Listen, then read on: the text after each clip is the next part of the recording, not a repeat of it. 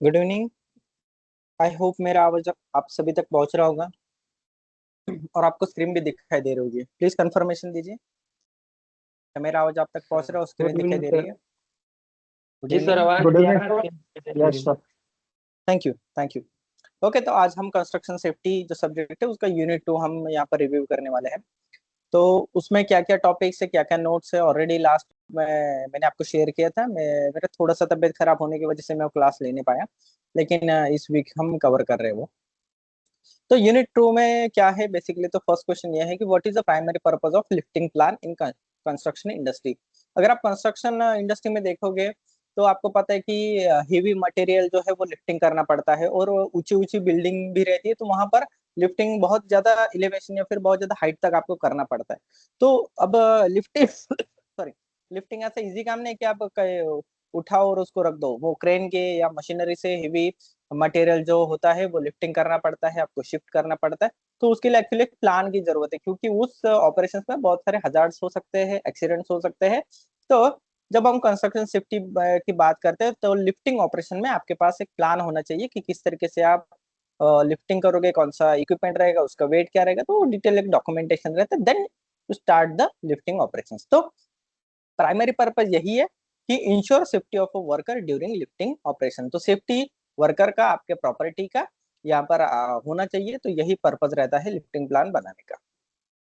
Which of the following is the not a factor considered when calculating safe load capacity of a crane?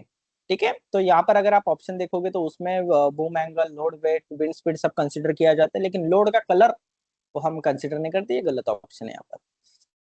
Lifting plan में what does term SW stands for, ये question आपको 100% आएगा exam में, mark कर लेना, MP question है। तो safe working load इसे कहा जाता है।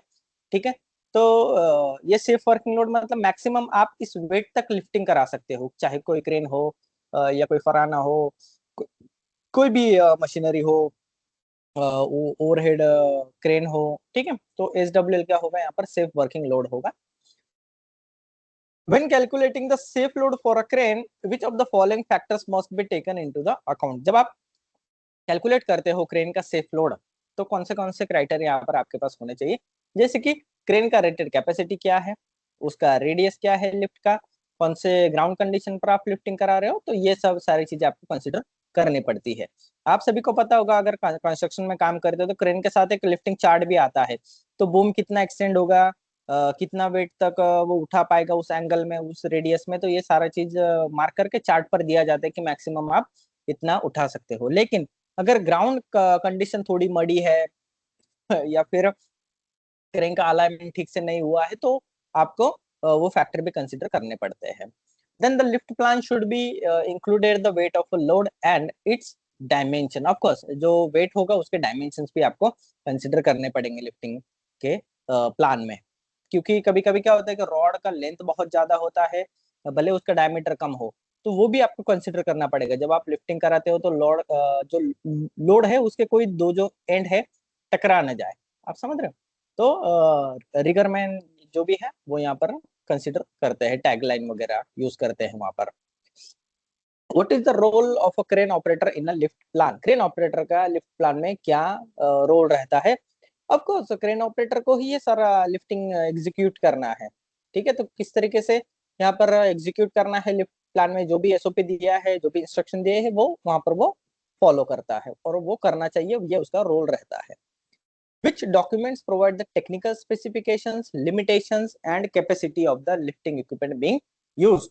तो मैन्युफैक्चरर्स लोड चार्ट, जैसे मैंने बताया था कि लोड चार्ट वहां पर वो बना के देगा कि आप कितने लोड तक उठा पाओगे ज्यादा से ज्यादा। तो ये सारी चीजें उसमें आती है। ठीक है,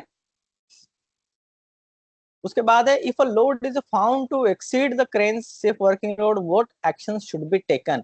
reduce the load to within the SWL limit. Of course कोई भी एसडब्ल्यू का लिमिट जो है वो क्रॉस नहीं करेगा, एक्सीड नहीं करेगा। गलती से भी आपको एसडब्ल्यू यहाँ पर मैक्सिमम तो रीच नहीं करना चाहिए।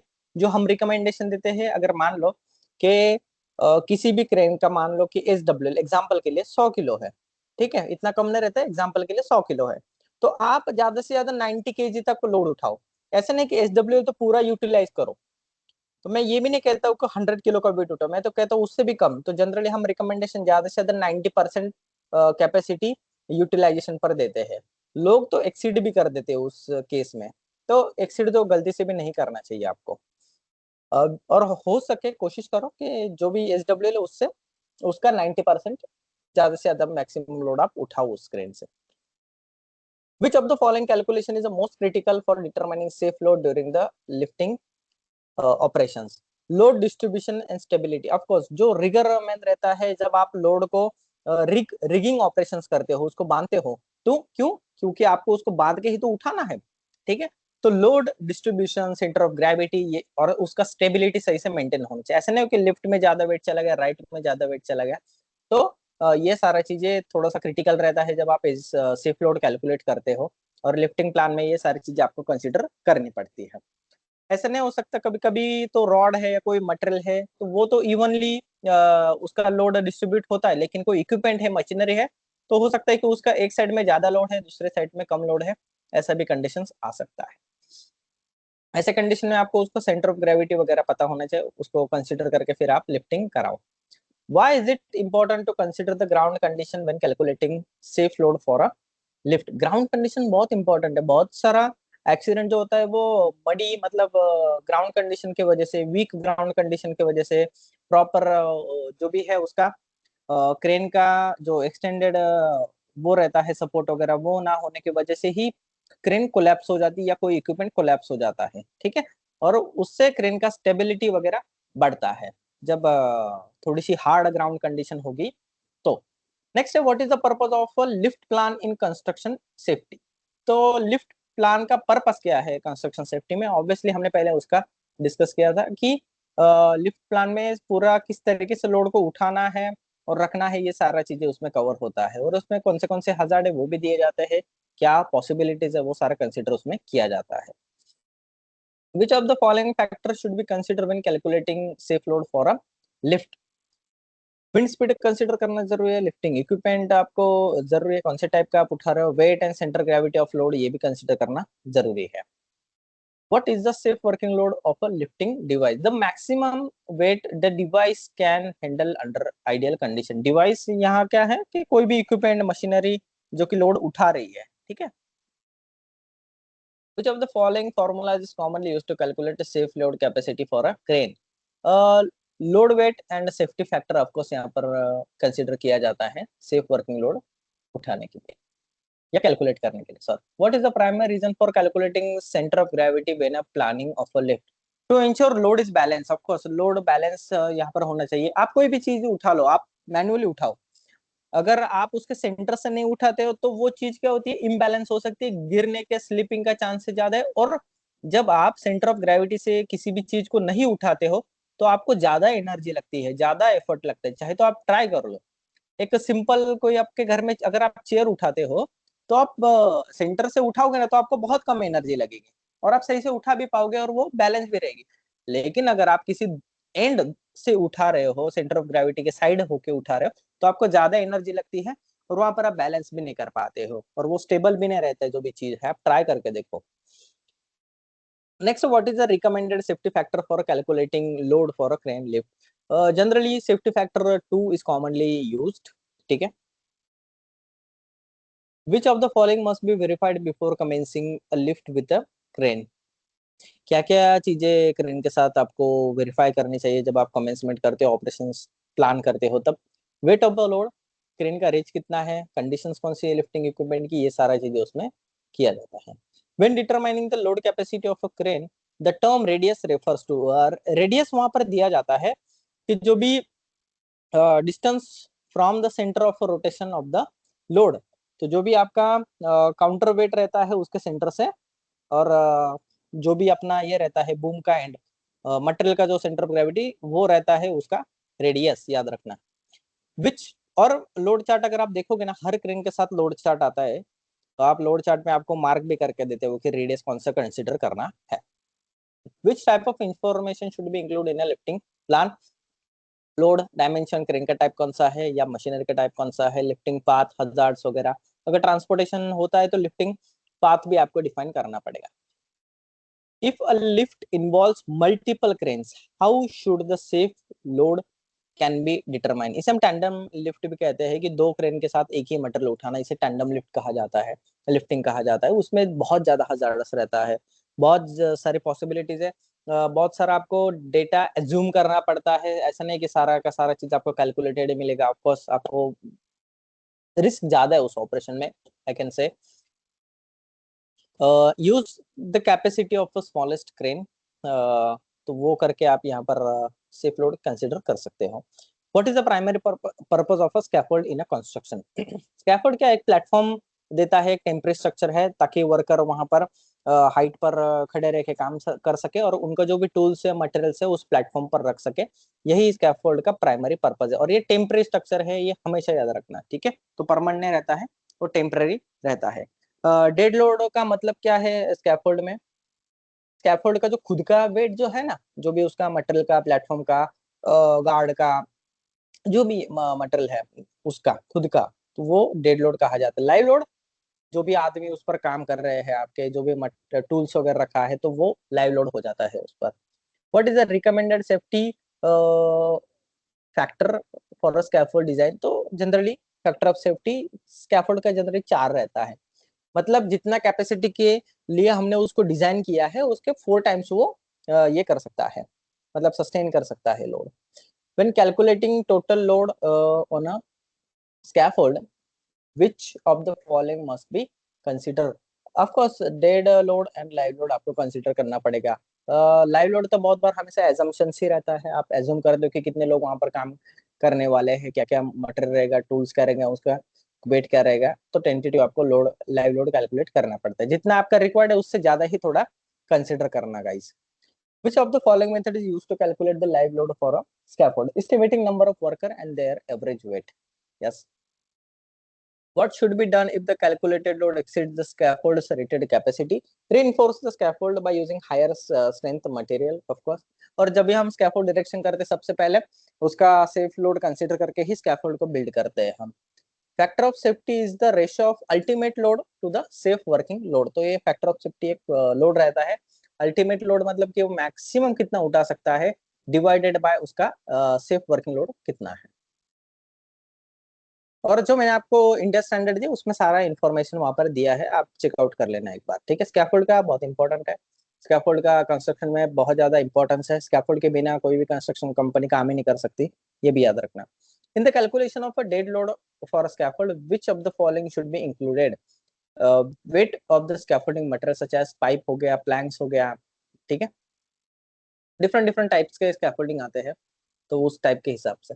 If a scaffold is design with a factor of safety 4 and calculated total load is 800 kilograms, what is the minimum load capacity required for a scaffold to be consider safe?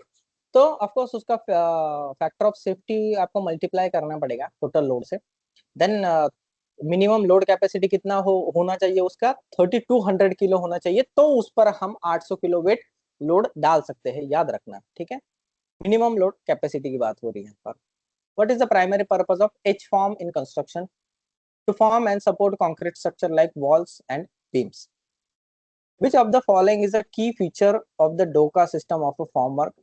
DOCA system generally support के लिए रहता है, lightweight and easy to transport.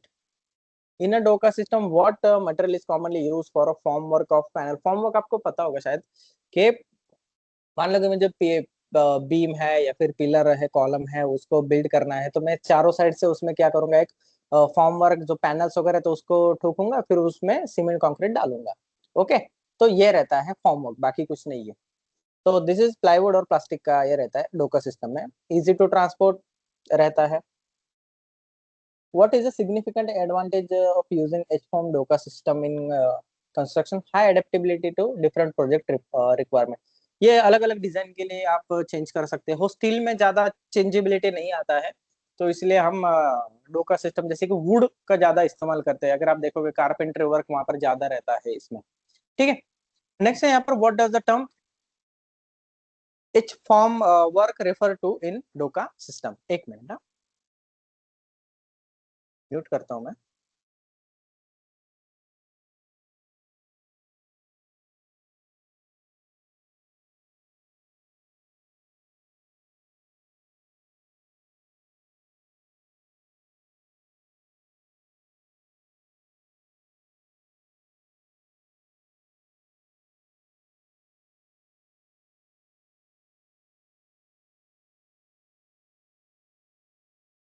Okay yes, what does the term H formwork refer to in Doka system? मैं आपको कुछ photo दिखाना चाहूंगा डोका सिस्टम के, एक सेकंड में, ताकि आपको आइडिया आ जाए कि एच फॉर्मवर्क क्या रहता है।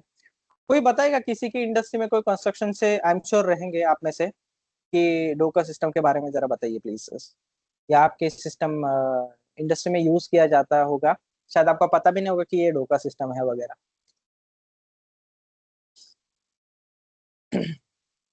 यस, कोई है डोका सिस्टम बताएगा? माइक अनम्यूट कीजिए प्लीज। ये येलो वगैरह आपको प्लैंक्स वगैरह दिख रहे हैं क्या? ये सारा डोका सिस्टम है, ठीक है, सपोर्ट्स के लिए। ये एच फॉर्म वर्क है, इसमें सपोर्ट के लिए रहता है जनरली। ये आप देखो यहाँ पर, ये वुडन प्लैंक है, देखो, ठीक है, वुडन प्लैंक है। तो ये आप चाहे जिस तरीके से उसको फिट कर सकते हो सपोर्ट के लिए। इस तरीके से प्लैंक्स रहते हैं, ये होता है डोका सिस्टम, बाकी कुछ नहीं है इसमें। जनरली हम स्टील के वगैरह प्लेट्स वगैरह इस्तेमाल करते हैं, डोका में हम वुडन प्लैंक्स वगैरह इस्तेमाल करते हैं। ये अलग अलग साइजेस में आते हैं, अलग अलग शेप्स में आते हैं, तो सर कस्टमाइजेशन भी हम कर सकते हैं। यस प्लीज बोलिए। सर एक्चुअली ये कास्टिंग के लिए यूज किया जाता है, जो शटरिंग बनाया जाता है तो एग्जैक्टली, कंक्रीट किया यस। जाता है जैसे स्लैब में। हाँ, उसमें हम लोग इसमें प्लाई के साथ में इसको अटैच करके, और ये शटरिंग कास्टिंग के लिए यूज करता है हमारा टीम।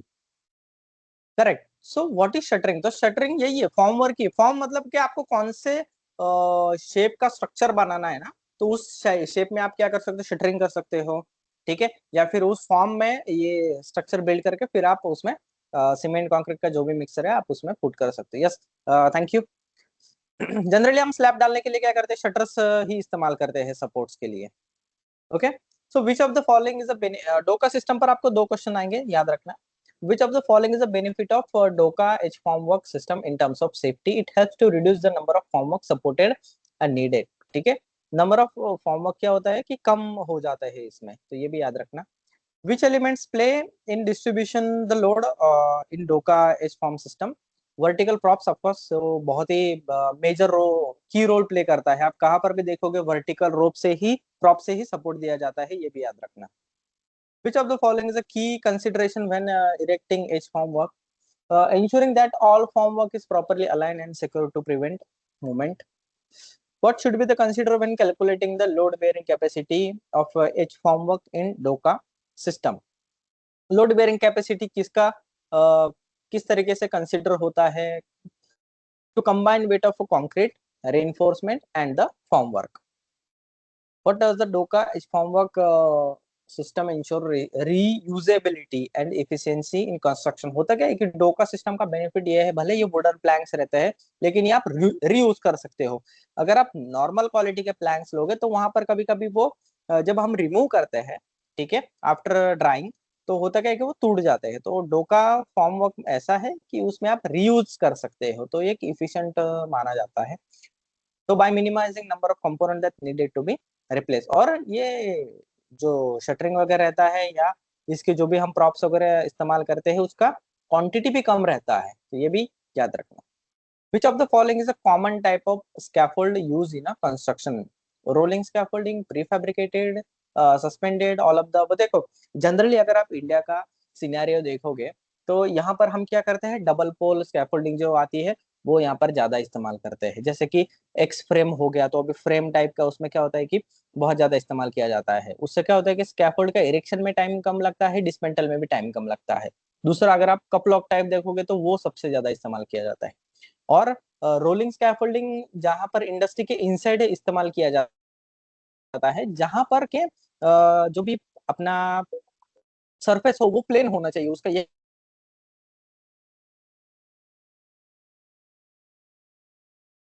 Rolling scaffolding. ठीक है, तो रोलिंग हो गया, फिर उसके बाद अपना कपलॉक टाइप स्कैफोल्डिंग हो गया, डबल पोल हो गया। सिंगल पोल जनरली छोटे घरों में कम हाइट के लिए सिंगल पोल स्कैफोल्डिंग इस्तेमाल किया जाता है। बाम्बू यूज करना बैन है स्कैफोल्डिंग में, तो हमेशा स्टील स्कैफोल्डिंग ही प्रेफर करना, याद रखना। ओके, और कोई स्कैफोल्डिंग पर कुछ कहना चाहिएगा? कौन से टाइप के आप इस्तेमाल करते हो अपार्ट फ्रॉम दिस? सस्पेंडेड तो विंडो क्लीनिंग के लिए इस्तेमाल किए जाते हैं। यस, और कोई कुछ कहना चाहेगा? आपके इंडस्ट्री में कौन सा स्कैफोल्डिंग इस्तेमाल होता है? रवि जी बोलिए, रवि भूषण चौहान। सर सर मेरा ये क्वेश्चन था, ये जो रोलिंग स्कैफोल्डिंग है उसको हम लोग मोबाइल स्कैफोल्डिंग भी बोलते हैं ना सर? Of course, rolling जो and mobile scaffolding is the same. Yes, same है। yes. ओके। ठीक. What is the primary purpose of a rolling scaffolding? To allow easy movement of the scaffold to different work areas. Rolling scaffolding जहां पर बहुत height पर काम करना है, inside the building की बात कर रहा हूं मैं, ठीक है। कभी कभी आउटसाइड भी इस्तेमाल किया जाता है, लेकिन जनरली उसके लिए क्या रहता है कि इवन सरफेस चाहिए ना, तो ज्यादातर इनसाइड द बिल्डिंग होती है, जहां पर बहुत ज्यादा हाइट होती है, जैसे कि म्यूजियम हो गया या कोई लॉजिस्टिक कैंटीन वगैरह, हाइट ज्यादा है बिल्डिंग की, तो वहां पर रोलिंग स्कैफोल्डिंग अंदर से इस्तेमाल किया जाता है। इलेक्ट्रिकल मेंटेनेंस, फिटिंग, क्लीनिंग वगैरह, पेंटिंग के लिए आप रोलिंग स्कैफोल्डिंग वहां पर इस्तेमाल कर सकते हैं। ठीक, अलग अलग कामों के लिए इसका इस्तेमाल किया जाता है। Which type of scaffold is commonly used for accessing high-rise building or a structure where no base is available to support the scaffolding? अगर मान लो कि हाई राइज बिल्डिंग में आपको एक्सेस चाहिए, तो आप यहाँ पर कौन सा स्कैफोल्ड इस्तेमाल करते हो? जनरली सस्पेंडेड स्कैफोल्डिंग इस्तेमाल किया जाता है, जैसे कि ऊपर से नीचे आने के लिए। लेकिन अगर आप कंस्ट्रक्शन कर रहे हो और आपको नीचे डायरेक्टली रास्ता है, सपोर्ट के लिए कोई जगह नहीं है, तो वहां पर हम कौन सा इस्तेमाल करते हैं?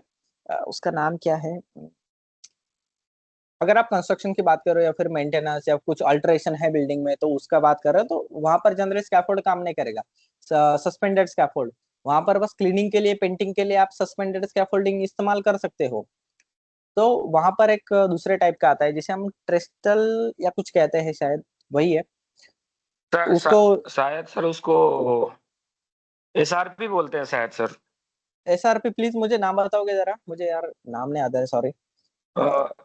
आरएसपी शायद है, रोप सस्पेंडेड प्लेटफॉर्म इसका नाम है। वो पेंटिंग तो के हो लिए गया, यूज किया जाता है। वो पेंटिंग, क्लीनिंग, एग्री, तो उसके लिए इस्तेमाल किया जाता है। हम्म। एक मिनट मैं आपको दिखाऊंगा। उससे सस्पेंडेड स्कैफोल्डिंग नहीं बोलते, वो दूसरा है। कहाँ गया वो? ट्रेस्टल। मैं आपको बताता हूँ, बिल्डिंग का ही सपोर्ट लेके बिल्डिंग पर ही वो बनाते हैं, नीचे बेस पर उसका कोई भी सपोर्ट नहीं रहता है। तो सर वॉल वॉल ब्रैकेट बोलते हैं, वो टायर आउट के साथ में अटैच रहता है। हाँ, करेक्ट वो करेक्ट हैंगिंग करेक्ट। स्कैफोल्डिंग की बात कर रहे हैं क्या sir? Sir I hanging think cantilever sir, क्या क्या? कैंटिलीवर उसका बोल, कैंटिलेवर, कैंटिलीवर यस जो होता यस, कैंटिलेवर कैंटिलेवर है cantilever sir. Cantilever scaffolding, yes, cantilever ही थैंक्स। कैंटिलेवर है, कैंटिलेवर स्कैफोल्डिंग। मान लो कि अब तंग गलिया है, वहां पर अगर आपको कुछ कंस्ट्रक्शन करना है, तो वहां पर आप कैंटिलेवर, क्योंकि नीचे रास्ता है, ठीक है, और आप रास्ते का इस्तेमाल नहीं कर सकते क्योंकि रास्ता बंद हो जाएगा, तो फिर वहां पर कैंटिलेवर स्कैफोल्डिंग का इस्तेमाल किया जाता है। यस एग्जैक्टली, देखो, तो ये भी एक एग्जांपल है, ये दिख रहा है आपको? ये मिनट में सर समझ में आ रहा है वो। यस, ये दिख रहा है सपोर्ट आपको? लगता है तो नीचे से। यस, वो हाँ बिल्डिंग सर। का ही सपोर्ट लेके बिल्डिंग को ही कंस्ट्रक्ट करके जा रहे हैं आप। अभी आप समझ रहे हैं, इसे हम कैंटिलेवर स्कैफोल्डिंग बोलते हैं। एक और मेरे पास ये बहुत। हमारे साइट पे है सर ये। अच्छा, तो आप क्या कर रहे हो आपके साइट पर? प्लीज बताओगे जरा कि कौन सा ऑपरेशन चल रहा है, कौन से स्टेज में है? अभी तो मैं सोलर में आ गया हूँ सर फिलहाल, लेकिन पहले से पिया इंडस्ट्री में था, तो ये कैंटिलीवर था। तो अच्छा, कहीं कहीं पे ये लगा हुआ रहता था, रास्ता उससे जिसे एक्सेस है, तो वहां पे हाँ बीम हाँ, के सपोर्ट से लगा के काम करता था वो। कैंटिलीवर या स्कापुल यूज होता था ज्यादातर वहां पे। Yes yes yes, cantil, thank you. तो ये देखिए, यहाँ पर भी आप देख पा रहे हो कैंटिलीवर स्कैफोल्डिंग है, तो बिल्डिंग का सपोर्ट लेके गैस बिल्डिंग में ही वो अपना काम कर। Okay, next, which type of scaffolding is typically used for tasks that require wide working platform? Wide जहाँ पर लगता है, तो वहां पर आप ब्रिक लेयरिंग या प्लास्टरिंग, तो ब्रिक लेयर के काम के लिए आपको यहाँ पर ब्रिक लेयरिंग या प्लीज माइक माइक म्यूट करोगे? माइक माइक माइक माइक किसका ओपन है?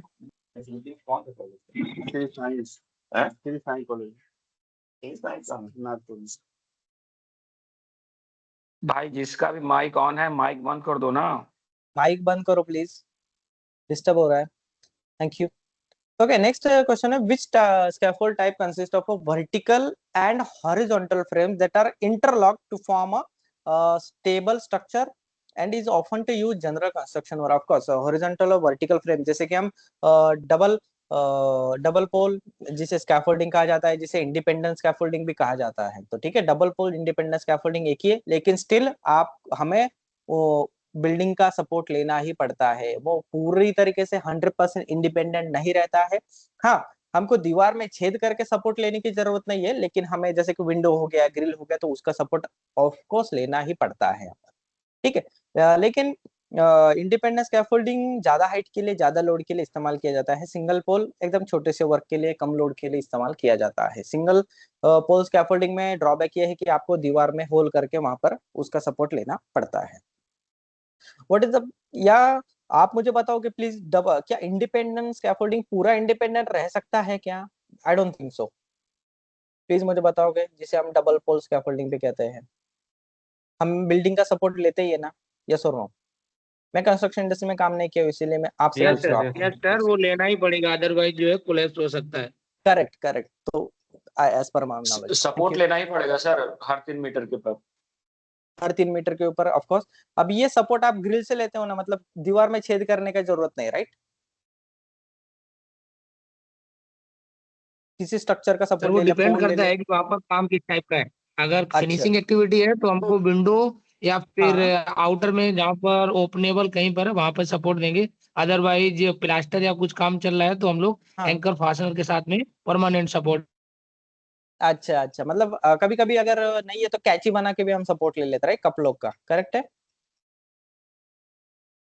नहीं सर, वो होता है क्या है, जब बिल्डिंग में जैसे खिड़की कांच वगैरह आते हैं ना, दोनों साइड हाँ में जैक मार के टाइट कर दिया जाता है, उससे सपोर्ट ले लिया जाता है। उसके बाद अच्छा। जितना जरूरत रहता है उतने हिसाब से सपोर्ट लेके उसके बाद उसको आगे बढ़ाया जाता है। और ओके ओके। सामने से भी क्रॉस ब्रेसिंग मारा जाता है कि उसका सपोर्ट अच्छा रहे और प्रॉब्लम ना हो। करेक्ट, क्रॉस ब्रेसिंग भी हम वहाँ पर एंकर के साथ इस्तेमाल करते हैं। Yes, thank you. ओके, तब नेक्स्ट इस पर चलते हैं। What is the primary characteristics of a suspended scaffolding? Suspended scaffolding generally rope से सपोर्ट लिया जाता है, केबल का सपोर्ट लिया जाता है। आजकल तो मोटराइज सस्पेंडेड स्कैफोल्डिंग भी है, अगर आप देखोगे तो, कि बटन दबाओ चाहे जितना नीचे आता है। अगर आप बीकेसी वगैरह मुंबई एरिया में आओगे, हाई राइज बिल्डिंग में, जब जहां पर पूरा ग्लास फेसेड है बिल्डिंग के बाहर से, तो वहां पर क्लीनिंग के लिए जनरली ये सस्पेंडेड स्कैफोल्डिंग का इस्तेमाल किया जाता है। भले रोज तो क्लीनिंग नहीं चलता है, लेकिन जो भी फ्रीक्वेंसी है उनका क्लीनिंग वगैरह, पेंटिंग, कभी कभी मेंटेनेंस का भी काम चलता है, तो वहां पर सस्पेंडेड स्कैफोल्डिंग का काम यूज किया जाता है। और ये सपोर्ट रहता है रोप और केबल्स का, और उसका जो एंकर पॉइंट रहता है वो टेरेस पर रहता है बिल्डिंग के।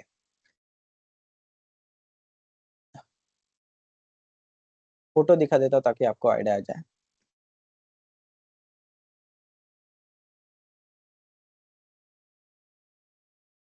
सर मैं बोलना चाहूँ क्या? Please please.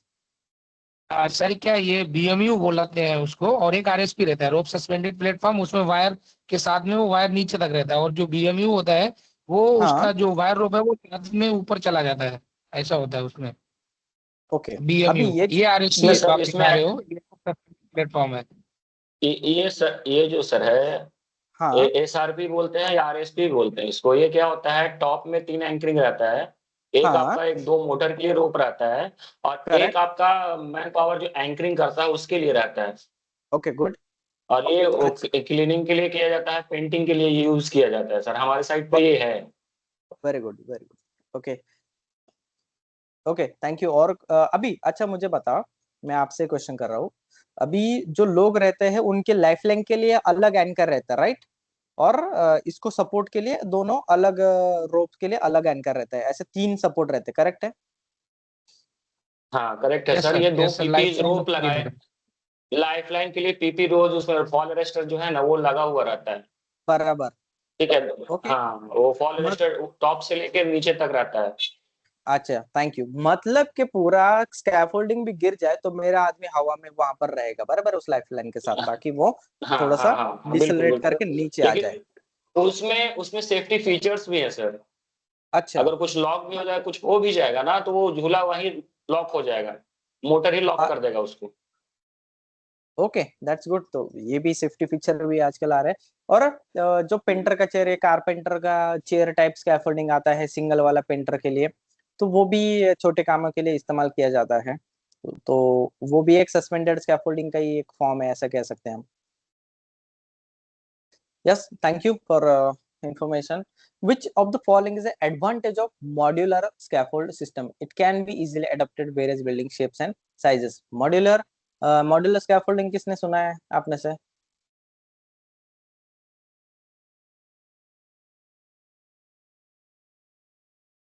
Okay.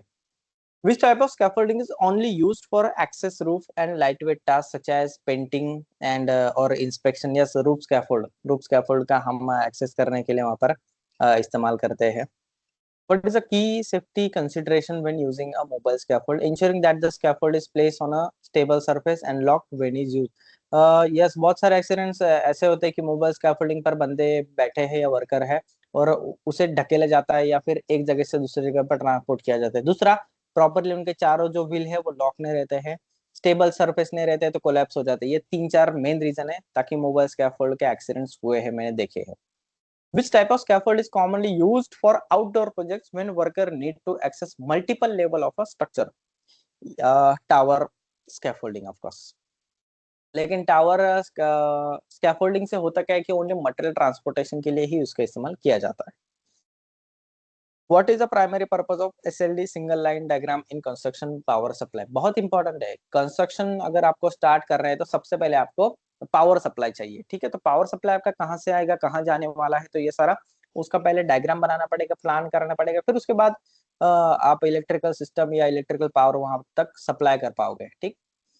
which of the following is typically included in single line diagram? Single line diagram क्या रहता है दोस्तों? आपने देखा होगा शायद कि इलेक्ट्रिकल एक डायग्राम रहता है कि कौन सा केबल कहाँ से आया, सप्लाई कहाँ पर है, डिस्ट्रीब्यूशन बोर्ड कहाँ पर है, ये सारा चीजें उसमें दिया जाता है.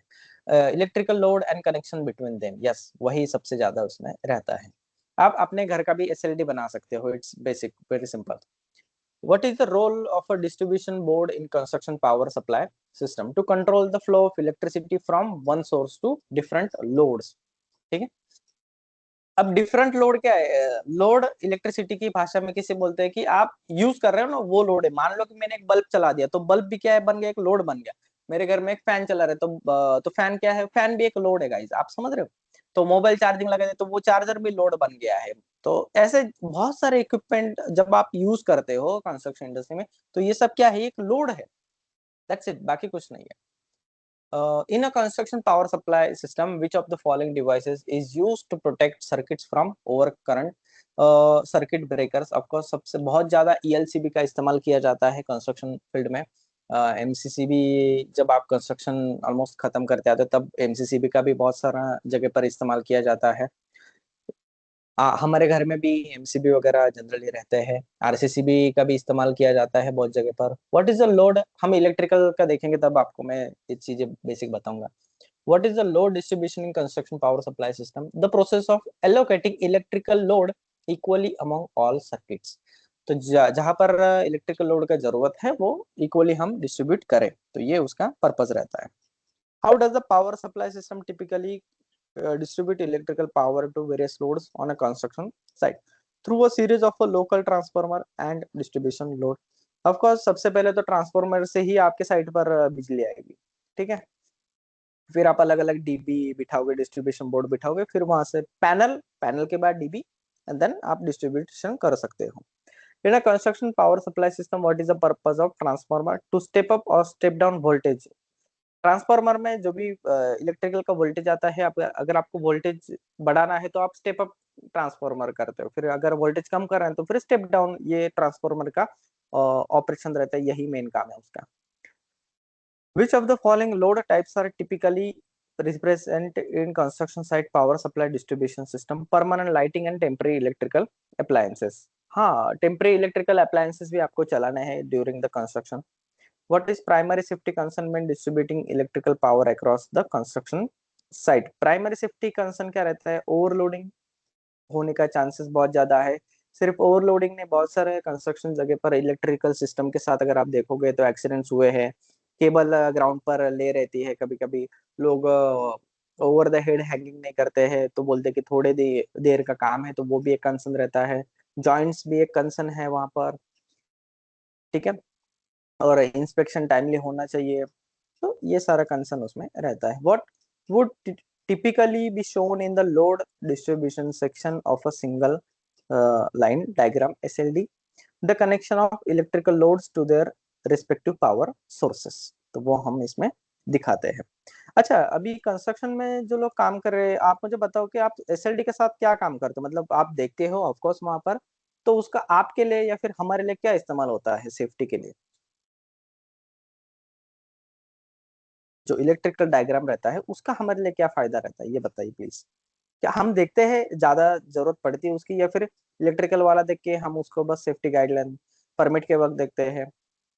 प्लीज बताइए सर। जैसे सर वो सिंगल ऑडिट लाइन का पॉइंट डायग्राम रहता रहेगा है। ना,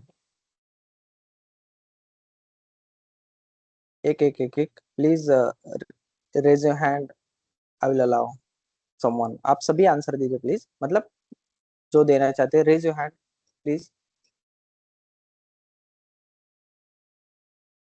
अच्छा, कोई बोलेगा अभी?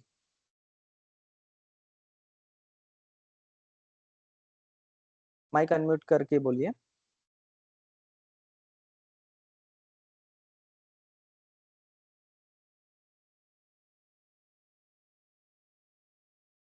ओके, क्या मेरा आवाज आप तक पहुंच रहा है, यस और नो? यस सर आ रहा है। हाँ, तो थैंक यू। तो प्लीज आंसर दीजिए, क्या हम एसएलडी क्यों इस्तेमाल करते हैं साइट पर? आप बताइए, आप प्रैक्टिकल करते हो, आपको ज्यादा नॉलेज है, बताइए।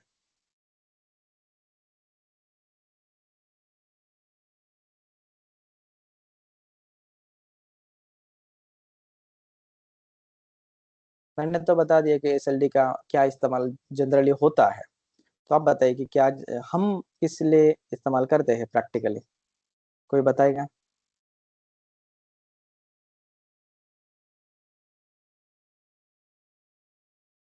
कंस्ट्रक्शन में कौन कौन है, शायद उनको पता होगा, और वो करते भी है एसएलडी का इस्तेमाल, सिंगल लाइन डायग्राम का इस्तेमाल। आपका माइक ओपन कीजिए, बताइए।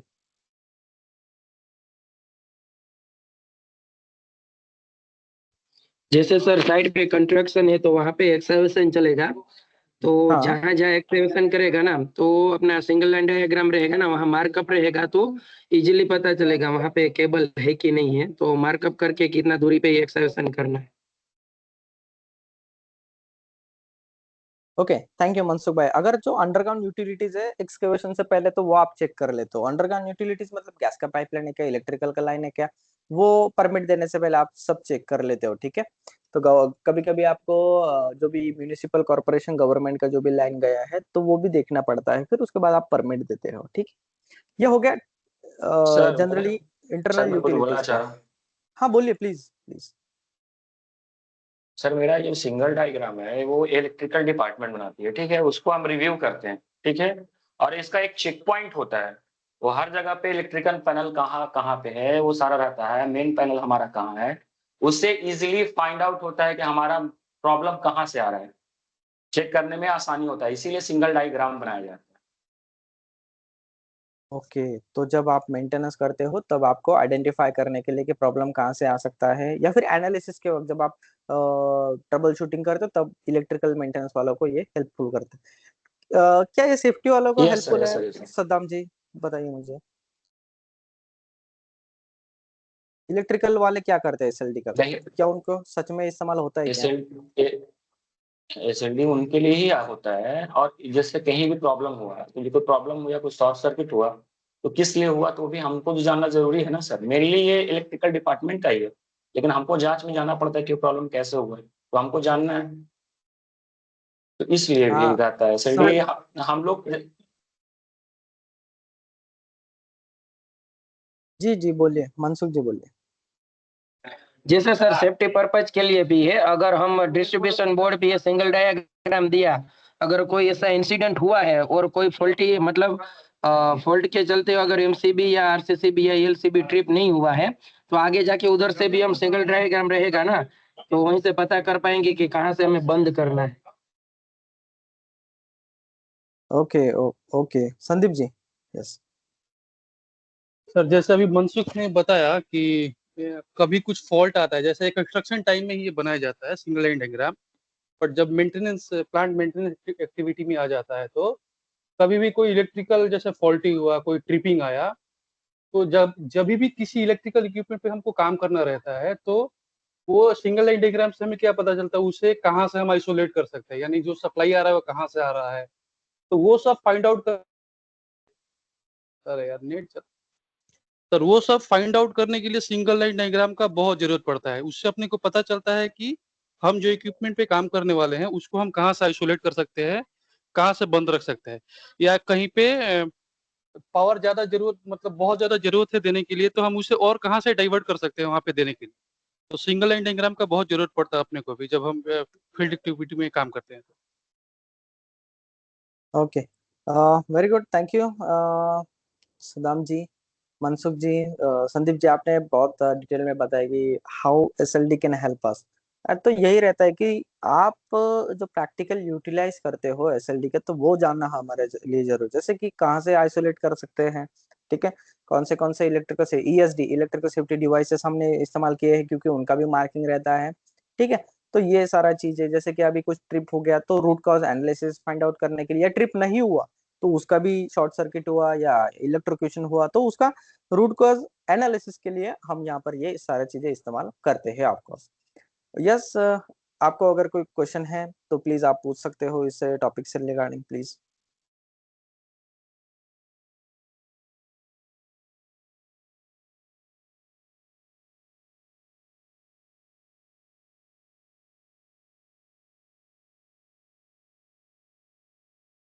ठीक है, तो फिर बाकी का हम नेक्स्ट वीक कवर करेंगे। नेक्स्ट वीक में यूनिट 3 रहेगा, और जो भी मैं आपको डॉक्यूमेंट्स वगैरह देता हूँ गाइस, प्लीज संभाल के रखिए, बहुत इंपॉर्टेंट है, आपके लैपटॉप में, मोबाइल में, पेन ड्राइव में संभाल के रखिए, ठीक है, या मेल पर सेंड कर दीजिए, क्योंकि ये रेफर करोगे ये जनरल को देगा नहीं आपको, जो भी इंडिया स्टैंडर्ड है, जो भी मैं डॉक्यूमेंट आपके साथ शेयर करो, पढ़ो, बहुत इंपॉर्टेंट है, आप जितना पढ़ोगे उतना आप इम्प्रूव होगे गाइस, ठीक है।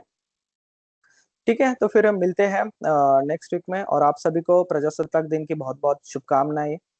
आप सभी को पता है कि प्रजासत्ताक दिन का मीनिंग क्या है, क्योंकि आप अभी मैच्योर्ड हो चुके हो, क्यों इसका इम्पोर्टेंस ज्यादा है, क्योंकि इंडिपेंडेंस तो हमारा हो गया था, लेकिन उसके बाद जब एक नेशन एक फॉर्म होता है, जैसे कि इंडिया फॉर्म हुआ, तो उसको चलाने के लिए, ठीक है, आगे बढ़ने के लिए, ग्रो करने के लिए, और जो भी इंडिया में रह रहे उन लोगों के लिए कुछ एक पॉलिसी होना चाहिए, बराबर है कि नहीं, ताकि एक यूनिफॉर्म पॉलिसी हो तो उसको लेके हम आगे चले, तो उस पॉलिसी के नाम ही कॉन्स्टिट्यूशन है।